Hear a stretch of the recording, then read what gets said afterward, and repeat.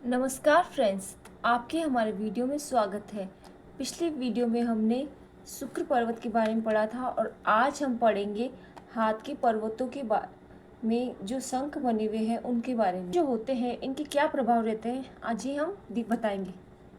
प्रथम पर्व की बात करें तो 3 तरह के निशान पाए जाते हैं। एक इस तरह के निशान, दूसरा इस तरह के निशान और तीसरा कुछ निशान इस तरह से पाया जाता है। इसको चक्र, इसको शंख और इसको सीप कहा जाता है। इन निशानों को, ये हाथ के जो फिंगरप्रिंट्स हैं इनसे बने होते हैं। प्रथम पर्व में दिखाई दे, यहाँ पहले पर्व है। यहाँ हम चर्चा कर रहे हैं कि पहले पर्व में चक्र का प्रभाव कैसा रहेगा, इनसे क्या लाभ होगा, क्या हानि होगी। अगर मैं प्रथम पर्व की बात करूँ, अगर प्रथम पर्व में भी इस तरह का सा चक्र दिखाई दे तो इसका क्या लाभ होगा। हमारी जो उंगली है वो एंटीना की तरह काम करती है, हमारे ग्रहों की तरह उसे पर्वत तक पहुंचाती है, ऐसा हम मान सकते हैं। इसके शुभ चिन्ह है गुणों को, इसके गुणों को बढ़ा देगा, जैसे कि ये है। जबकि इसमें अशुभ चिन्ह सामान्य इसके गुणों को घटा देगा। चक्र की हम बात करें तो चक्र किसी भी उंगली में, तो चक्र 3 स्थानों पर रह सकता है। सबसे पहला चक्र ऊपरी हिस्सों में हो सकता है और नीचे के हिस्से में भी हो सकता है, या फिर चक्र बिल्कुल बीचों बीच हो सकता है। यदि चक्र इस प्रकार से बीचों बीच है तो निश्चित रूप से ये शुभ संकेत माना जाता है। ये ग्रहों के प्रभाव को बढ़ा देगा, यहाँ से करेगा। इसमें जो भी गुण होगा उस गुणों को शुभ कर देगा ये चिन्ह। ऐसा सामान्यतः क्या होता है जब ये बृहस्पति पर्वत है, जैसे कि बृहस्पति पर्वत को आपको शुभ संकेत दिखाई दे, ऊंची स्थिति दिखाई दे रही है, आपको लगता है कि बृहस्पति पर्वत काफ़ी उन्नत है, तो उन्नत बृहस्पति पर्वत में प्रथम उन्नत चक्र है उंगली में, उंगली की लंबाई अच्छी है, छोटी नहीं है और इसमें चक्र भी है, तो ये अच्छे गुण बढ़ जाएंगे। इसलिए हम ये कह सकते हैं जिनकी उंगलियों में चक्र दिखाई देता है उनके हाथ में पर्वत भी अच्छी स्थिति में होता है। जहाँ यहाँ पे शंख है, आप देखेंगे पर्वत भी यहाँ पे शुभ स्थिति में दिखाई देंगे। लेकिन जिन उंगलियों में सीप रहती है उनमें पर्वतों में इतनी अच्छी स्थिति नहीं देखी गई, लेकिन उतनी अच्छी स्थिति दिखाई नहीं देती। तो प्रथम उंगली में चिन्ह है तो इसको मानेंगे कि गुरु के पर्वत के गुणों को बढ़ा दिया है। ये तर्जनी है, ये मध्यमा है, ये अनामिका है और ये कनिष्ठा और ये अंगूठा। अगर अंगूठे के अंदर भी चिन्ह हो तो ऐसे व्यक्ति की बातचीत की शैली बहुत बढ़िया हो जाती है, काफ़ी प्रभावशाली होता है, आकर्षक बातें करता है और उसके मित्र अधिक हो जाएंगे। साथ ही साथ इसके कारण शुक्र के गुण भी बढ़ जाएंगे, विपरीत लिंग की ओर आकर्षक बढ़ जाएगा और शुक्र व्यवहार के गुणों को बढ़ा देता है, व्यवहारिक बनाता है व्यक्ति को। शुक्र आंतरिक सौंदर्य को बढ़ा देता है, कला की समझ को बढ़ा देता है। तो ये सभी गुण चक्र होने पे बढ़ जाएंगे शुक्र के। अगर ये मध्यमा में चक्र हो तो ये भी इसकी वृद्धि कर देगा शनि पर्वत की।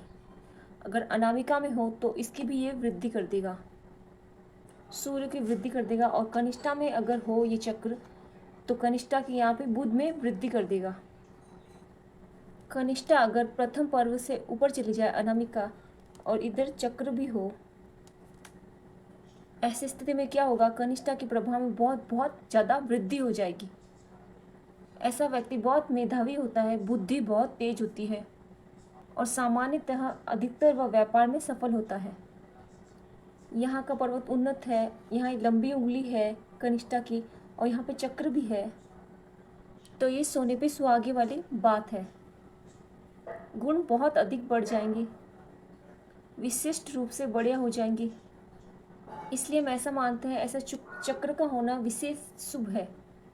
लेकिन यदि चक्र उंगली में ऊपर की ओर हो तो ये चक्र इधर से ना इधर हो तो भी वही गुण माने जाएंगे, इसमें खास कोई अंतर नहीं होगा, गुणों में पॉजिटिविटी अधिक होगी। ये चक्र बहुत शुभ माना जाता है। यदि चक्र नीचे की ओर हो और चक्र छोटा है ये चक्र सुस्पष्ट नहीं होगा। ऐसी स्थिति में हम इसे बहुत शुभ नहीं मानते हैं। हालांकि ये शुभ है, चक्र होना शुभ होता है। ये इतना शुभ नहीं है जितना एक चक्र होना और ऊपर की ओर चक्र होना, इतना ये शुभ नहीं माना जाता। हालांकि निचला चक्र काफ़ी कम लोगों के हाथ में देखा जाता है। कुछ लोगों के हाथ में आपको 2 चक्र दिखाई देंगे, ऊपर भी और नीचे भी।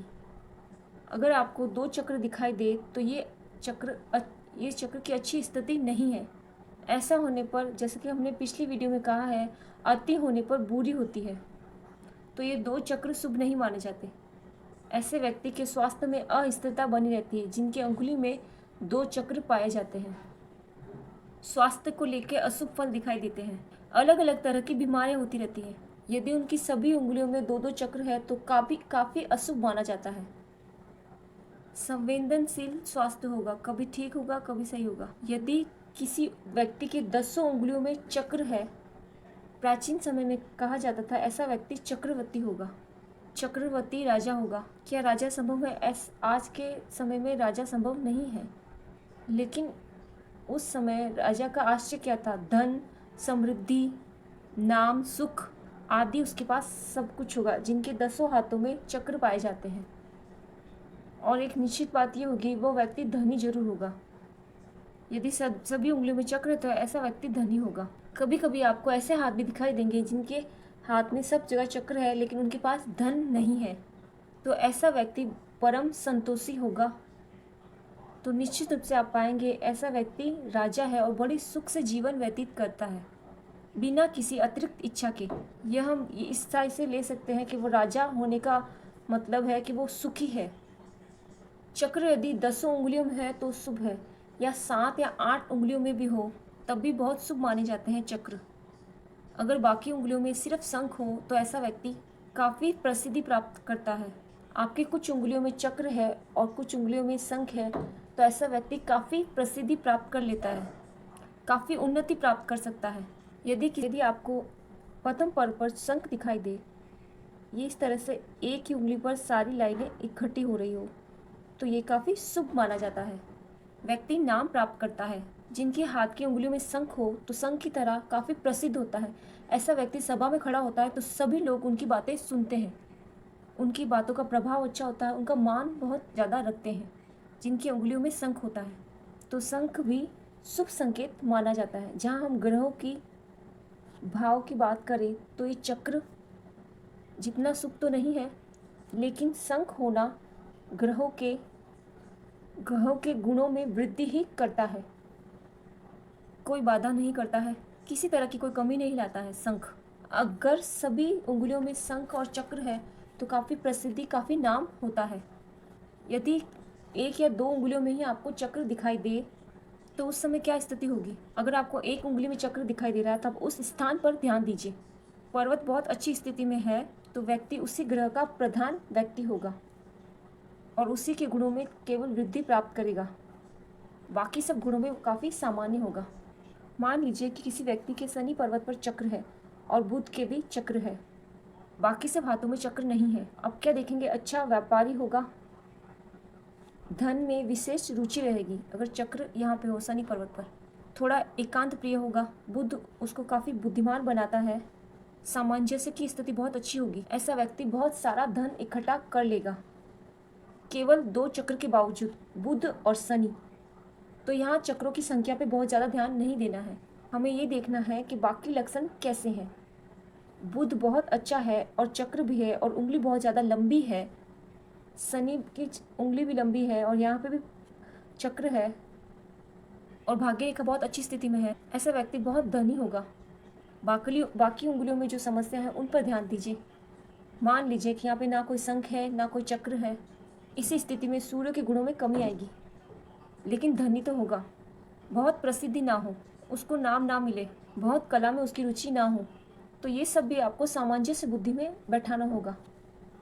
तो हम बात करते हैं सीप की। जो ये सीप उंगलियों में रहती है थोड़ा अशुभ माना जाता है, इसे शुभ नहीं मानते हैं। ऐसा नहीं है कि ये बुरा फल देती है, वास्तव में बात यह है कि ग्रहों के गुणों में वृद्धि भी नहीं करती है सीप। मैंने अक्सर लोगों के हाथ देखे हैं, उनकी अक्सर ये सीप देखी है, वो प्रभावहीन होते हैं। ऐसा व्यक्ति अगर घर का मुखिया है जिनके उंगलियों में सीप है तो उसकी कोई बात नहीं सुनता है, प्रभाव बहुत कम होता है। ऐसी स्त्रियों के पति या पुत्र महत्व नहीं देते हैं, परिवारजन बहुत महत्व नहीं देते हैं। वो उन्हें कम जानकारी या सामान्य स्थिति को सामान्य बुद्धि की स्त्री मान लेते हैं, जिनके हाथ में सीप होती है। यहाँ पर ये जो सीप है काफ़ी ग्रहों के गुणों को कम करती है, सुख में कमी आती है। लेकिन जिनके हाथ में सीप होती है वो काफ़ी चिंता नहीं करते, वो काफ़ी मस्त रहते हैं। तो ऐसे लोग बस खाओ पियो और सो जाओ, इस तरीके का जीवन व्यतीत करते हैं। बहुत ग्रहों की सामान्य स्थिति की वजह से ये लोग ना तो बहुत कार्य करते हैं, ना ही कार्य में उन्नति करने की कोशिश करते हैं। लेकिन यदि ग्रह बहुत अच्छे हों, नीचे पर्वतों की स्थिति अच्छी हो और नीचे सीप हो, तो ग्रहों के गुणों में कमी तो आएगी, लेकिन ग्रहों के गुण नष्ट नहीं होंगे। ऐसी स्थिति में सबसे पहले मैंने आपको बताया था कि हाथ पहले करपृष्ठ को, फिर करतल को, उनकी स्थिति को देखिए, फिर पर्वतों की स्थिति लेने के बाद चक्र या पर्वत क्या है, चक्र या सीप क्या बना हुआ है, उनको ध्यान दें और इनका पूरा अध्ययन करने के बाद उसके बाद रेखाओं की बात करें। पहले आप उंगलियों को समझ लें, उंगलियों के प्रथम पर्व में क्या है, उंगलियों के बीच में पर्व में क्या है। जब आप ये सब समझ लें, आपने करतल को अच्छी तरह से समझ लिया है, उसके बाद आप रेखाओं पर ध्यान दें। इसके बिना आप रेखाओं का फल करेंगे तो उसके बाद फल में विपरीत स्थिति दिखाई देगी। किसी की अंगूठे की बनावट बहुत गलत है, और यदि चक्र स्पष्ट ना बना हो और आधा चक्र बना हो, चक्र बन तो रहा है लेकिन वो पूरा नहीं बना, आधा आधा सा दिखाई दे रहा है, आप कंफ्यूज हैं कि वो चक्र है या शंख है, तो ऐसी स्थिति में ज्योतिषीय दृष्टि से बीच का सामंजस्य बैठा लीजिए। हम फल कैसे करें? आपको उंगली में देखने में प्रथम पर्व में चक्र ही लग रहा है, लेकिन सामान्य सुस्पष्ट दिखाई नहीं देता है, तो इस स्थिति में कहते हैं ये मध्य स्थिति बन गई है। ऐसी स्थिति में न शंख बना है न ही चक्र बना है, ये शुभ स्थिति है, इसे चक्र ही माना जाएगा। लेकिन चक्र के गुणों में थोड़ी प्रतिष्ठा की कमी आ जाएगी और शंख जैसा प्रभाव भी थोड़ा दिखाई देगा। यदि किसी उंगली में शंख जैसा दिखाई दे रहा है और आपको शंख की तरह लग रहा है, वो जैसे आपको चक्र दिख रहा है और शंख जैसा लग रहा है, बना नहीं फिर भी दिख रहा है, ऐसी स्थिति में शंख से थोड़ी बेहतर स्थिति मानी जाएगी। यदि आप किसी के हाथ में शंख दिखाई दे रहा है और सीप की तरह दिख रहा है, तो शंख के गुणों में कमी आएगी। सीप और शंख का बीच का सामंजस्य बैठाना होगा। कभी कभी ऐसा होता है आपको स्पष्ट रूप से शंख दिखाई दे रहा है और उसमें चक्र नजर आता है, ये बहुत कम हाथों में दिखाई देगा, लेकिन चक्र जैसा कुछ दिखाई दे रहा है। और सीप, जो सीप की बहुत सामान्य स्थिति है, अशुभ स्थिति है, उसमें शुभता आ जाएगी। इस तरह हम सीप के गुणों को खंडित किया जा सकता है, निष्प्रभावी मान जाते हैं। अगर आपको चक्र दिखाई देता प्रतीत हो रहा है, यदि वो बिल्कुल स्पष्ट रूप से सीख है, तो निश्चित रूप से वो शुभ स्थिति नहीं है।